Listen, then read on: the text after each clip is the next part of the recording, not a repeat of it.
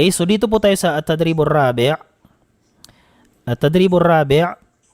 Okay, pakatandaan nyo po ito paano po magtanong ng paano po tanongin ang sitwasyon o kumustahin ng isang lalaki o isang babae at paano po tayo sumagot, paano po natin siya tanongin sa kanyang nasyonalidad, paano din po tayo sumagot, paano po tayo mag-welcome sa kanila. Sapagkat i-apply po natin ito inshallah subhanahu wa ta'ala, hindi natin alam this week inshallah, sa mga susunod na araw, mula po sa pinakaumpisang conversation na tinalakay po natin hanggang sa huling conversation na tatalakayin natin inshallah subhanahu wa ta'ala sa araw na ito, i-apply po natin silang lahat inshallah sa special class po natin gamit ang Google Meet inshallah. Okay, dito po tayo sa tadribur rabi', pag-apat na pagsasanay. Tabadalil hiwara ma'a zamilika kama fil mithal. Okay, makipagpalitan din ang conversation kasama ang iyong kaklase o sino man po ang inyong katabi dyan. Halimbawa may kasama kayong mga kaklase ninyo, pwede nyo pong i-practice dyan inshallah. Or kahit po inyong mga kapatid, kung pareho po kayong nag-aaral sa wikang Arabic. Naam.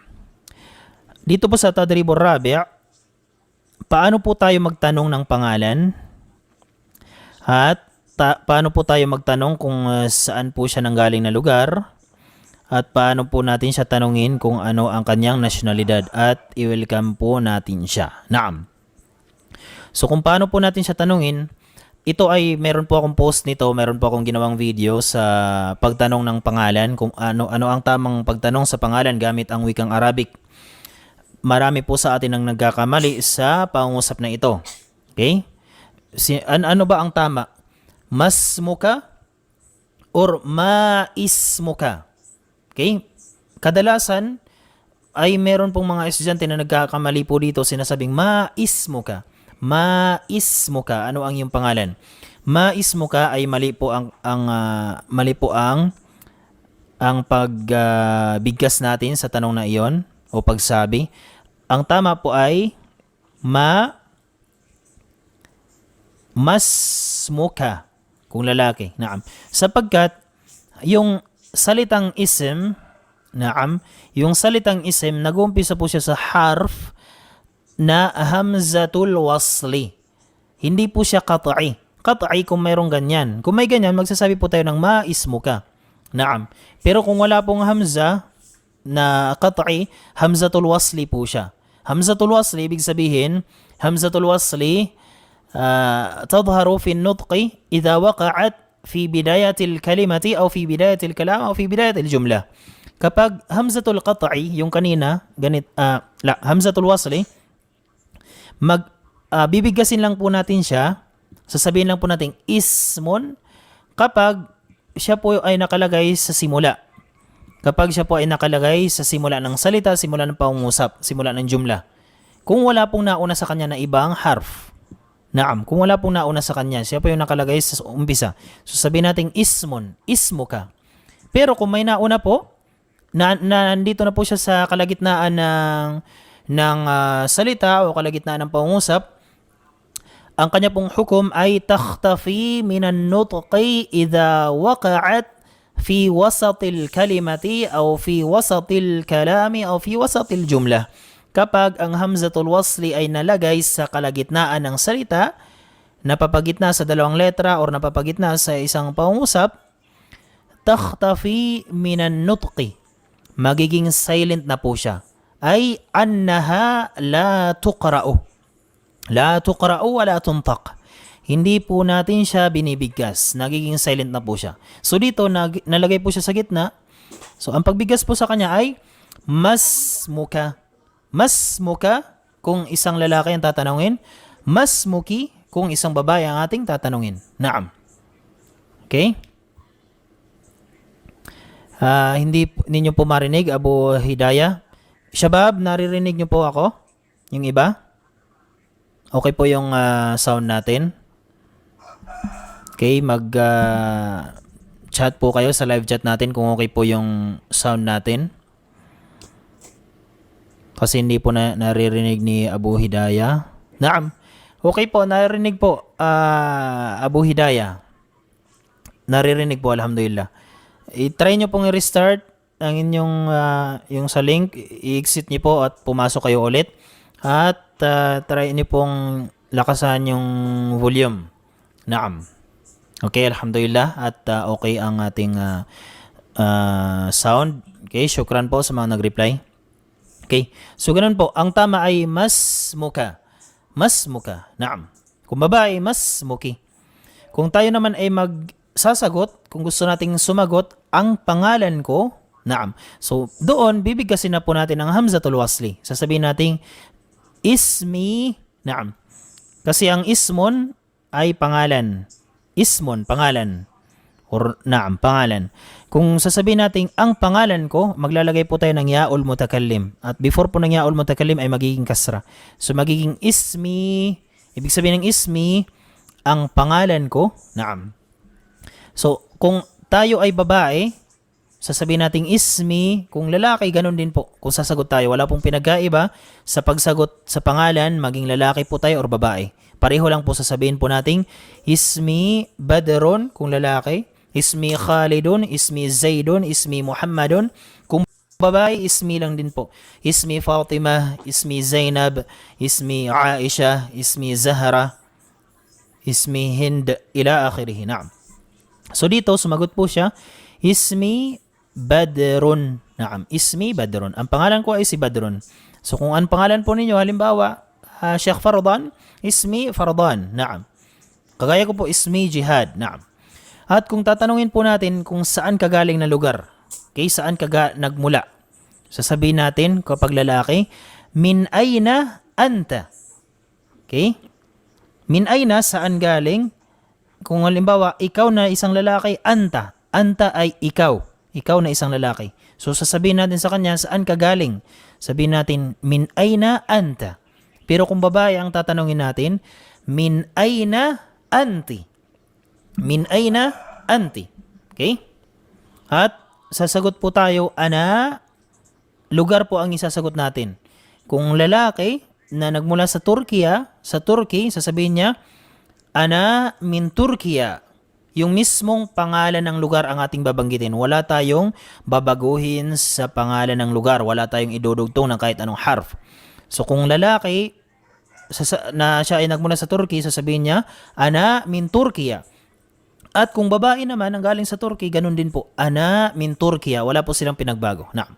So dito, kung tatanungin natin kung gusto nating siguraduhin ang kanyang nasyonalidad sapagkat may mga ibang lugar na may mga ibang tao na nakatira sa ibang lugar pero hindi doon ang kanyang nasyonalidad, di ba? Kagaya sa Amerika, madami tayong mga Pinoy na mga kababayan na doon na nakatira sa Amerika pero ang kanilang nationality ay Filipino pa din, di ba? So kailangan nating siguraduhin.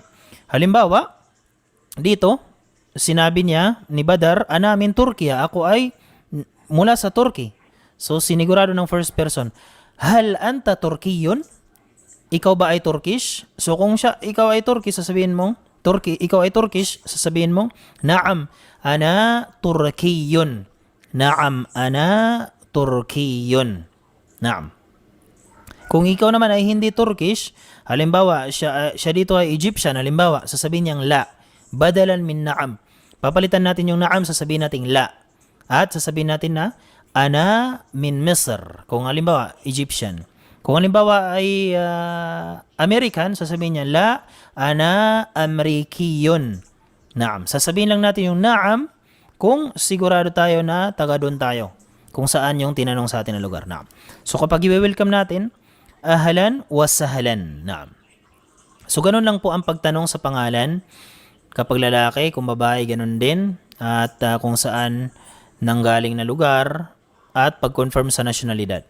So dito po sa iqbal. Naam. Pwede nyo pong i-type. Naam. I-type nyo po. Mas mainam sa wikang Arabic. Ilagay nyo lang po ay mga kasagutan. Mga kasagutan. Ito lang po ang ilagay nyo. Ismi Badrun ana min Turkiya. Naam. Ana Turkiyun. Ito po ang inyong gamitin. Iqbal at Pakistan. Iqbal ay pangalan ng lalaki. At Pakistan kung saan siya nanggaling. Naam. Kasagutan lang po ang isulat nyo. Diyan, i-type nyo po sa live chat natin. Naam, i-type nyo po sa live chat. Okay. para malaman po natin. Lagyan nyo lang po ng fasila or kama sa bawat sagot. Naam. Lagyan nyo po ng kama para alam ko po hanggang saan. Yung mga kasagutan lang po ang ilagay nyo. So, halimbawa, tinanong po kayo, mas muka. Halimbawa, yung pangalan nyo ay si Iqbal. Paano nyo po sagutin? At kapag tinanong po kayo ng min aina anta, kung kayo po ay nagmula sa Pakistan, paano nyo po sagutin? Ito po ang gamitin ninyo. Iqbal at Pakistan. Okay? At kung tinanong po kayo, hal anta Pakistaniyun? Paano po kayo sasagot kung kayo po ay Pakistani? Mga sagot lang po ang ilagay ninyo. I-type nyo po sa wikang Arabic. Okay? Kung wala po kayong Arabic keyboard ay wala pong problema. I-type nyo po kahit English inshallah. Kung wala na kayong Arabic keyboard. Pero kung mayroon, mas mainam. Kung mayroon kayong Arabic font, mas mainam Arabic po yung gamitin ninyo inshallah. Okay, sino po ang unang makasagot? Hintayin po natin mga kasagutan. Ismi Iqbal. Naam, ana min Pakistan. Ana Pakistani. Yun. Naam. Mumtaz, yung kumpleto pong sagot. Naam. So ang tamang sagot ay Ismi Iqbal, ana min Pakistan. Naam. Maglagay po tayo ng naam. Naam, ana Pakistaniyun. Naam. Maglagay po tayo ng naam sapagkat yung tanong ay hal anta Pakistaniyun? So ilalagay po natin naam, ana Pakistaniyun. Okay, sumagot din po si Sheikh Hanif, pero ang sagot niya po ay isa lamang. At Sister Radipa, dalawa po ang inyong sagot, kulang po ng isa. Ang kumpleto pong sagot ay Ismi Iqbal, ana min Pakistan. Naam, ana Pakistaniyun. Okay, mashallah. At ang naka-perfect po na sagot ay si Sister Jumana. Mashallah. Naam. Okay. Sister Khawla, ang tama po ay ana min. Maglagay po kayo ng min. Ana min Pakistan. Ako ay nagmula sa Pakistan. Kasi kapag sasabihin po nating ana Pakistan, ako ay Pakistan. Ako ay Pakistan. Ako yung lugar ng Pakistan. Okay? So mali po. So kung ako ay mula, lagyan po natin ng min. Ako ay mula sa Pakistan. Ana min Pakistan. Naam. At tama po yung kasagutan. Naam, ana Pakistaniyun. Naam. Okay? May isa lang po kayong mali. Yung sa min. Naam. Okay, syukran. Barakallahu fikum shabab. So dito, Anwar. Okay, bibigkasin ko lang po dito. Ismi Anwar. Ana min Suriya. Naam, ana Suriyun. Pangatlo, Ismi Sa'id. Ana min Misr. Ana Misriyun. Naam, okay lang po, Sister Khawla. Okay lang, naam.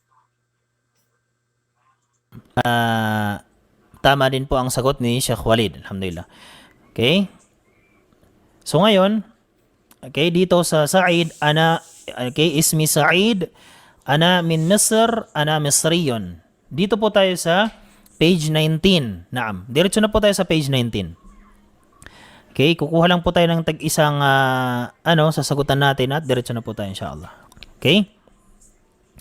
Page 19 at tadribul khamis, pang limang pagsasanay po natin. Tabadali su'ala wal jawaba ma'az zumalaik. Dito ay makipagpalitan ng tanong at ng sagot sa conversation.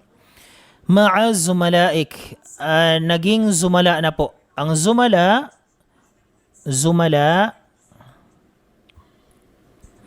yan po ay plural form. Zumala. Yan po ay plural form ng zamil. Kapag sinabi nating zamilun, ibig sabihin ay kaklase. Zamilun, kaklase natin sa paaralan, sa school. Classmate, naam. Zamilun. Kapag sinabi nating zumala, ay mga kaklase, marami. Kung isang babae na kaklase, zamilatun. Zamilatun. Kung maraming babae na kaklase, zamilatun. Zamilatun. Kung lalaki, zamilun. Kung maraming lalaki na kaklase, zumalaun. Zumalaun. Naam. So dito, mayroon po tayong, okay, alhamdulillah. Sheikh Abu Hidayah, alhamdulillah. Okay, dito, meron po tayong first person. Okay, talibul awwal, yung first person na student. Meron po tayong talibul thani, second person. At meron din po tayong pangatlo na second person at pang-apat na second person. Yung pangalawa, pangatlo, pang-apat, second person po silang lahat sapagkat kaharap. Kapag sinabi po nating third person, is absent po talaga, pinag-uusapan natin. First person, yung mismo nagsasalita o tinatawag po siyang mutakallim sa wikang Arabic. Naam. Mutakallim. Okay?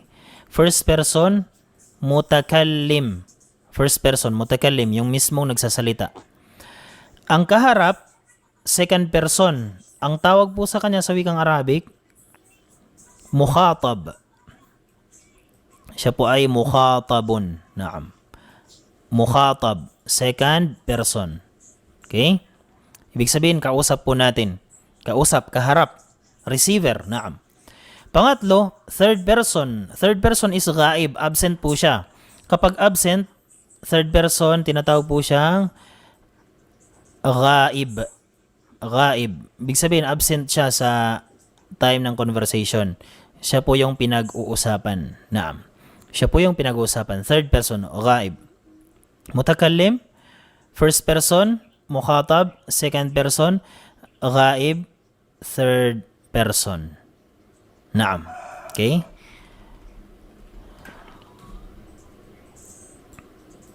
So dito po tayo.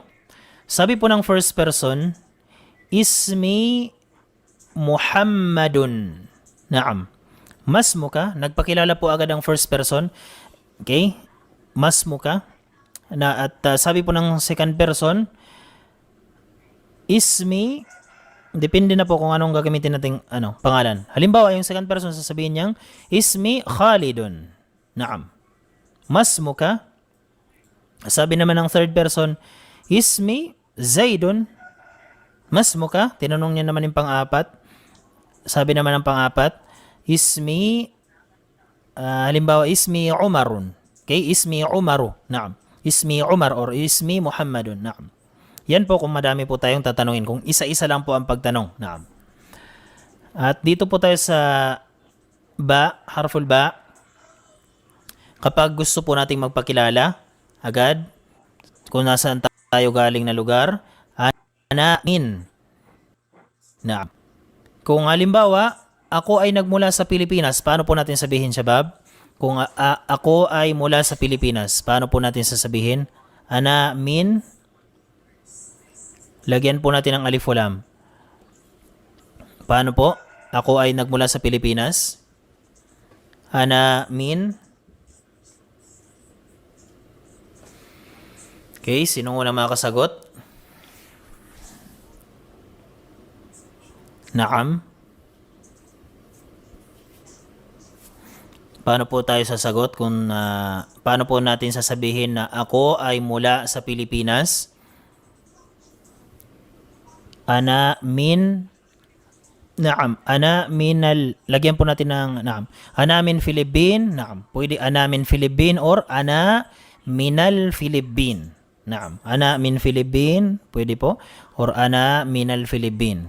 Naam. Maging lalaki po tayo or babae, lang po natin Philippine. Talagay ng Filipiniaton. Sapagkat kung Filipiniaton is kung babae na nationality natin. Kung nationalidad natin ay Filipino, Filipina, kung tayo babae, Filipiniaton. Pero kung sasabihin natin na ako ay mula sa Pilipinas, ang lugar mismo ang babanggitin. Assalamualaikum warahmatullahi wabarakatuh. I am Rohana A. Salik.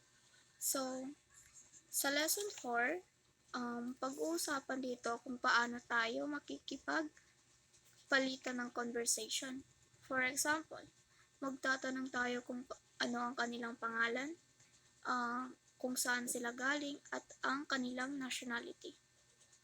So, may mga conversation sa Arabic na maaari nating gamitin kung gusto nating makipag-usap sa wikang Arabic. For example, mas muka. Ang meaning nito is kung ano ang kanyang pangalan or kung ano ang iyong pangalan. Kung lalaki ang ating tatanungin, mas muka. Kapag babae naman ang ating tatanungin, mas muki. So, sumagot siya ng Ismi Badrun.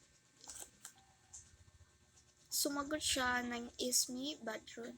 So, Badrun ang kanyang pangalan. So, kung tatanungin natin siya kung saan siya galing sa wikang Arabic, sasabihin natin, min aina anta, kung lalaki ang ating tatanungin. Kung babae naman, min aina anti. So, sinabi ng lalaki, ana min Turkiya. So, galing siya sa Turkey.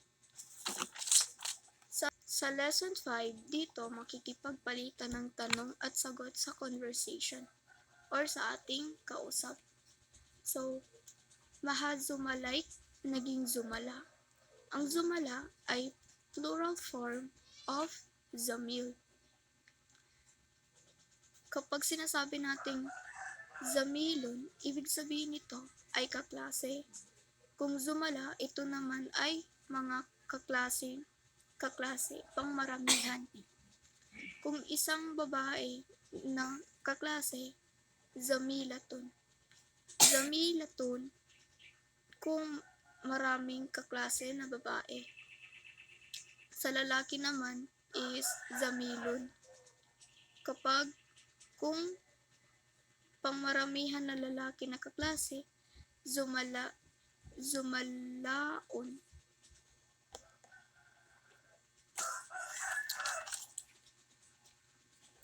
At dito rin sa 5, sa conversation may tinatawag tayong first person, second person, and third person. So, ang first person in Arabic is tinatawag nating mutakalim. Ang second person is mukatab. And the third person is gaib. That's all. Thank you.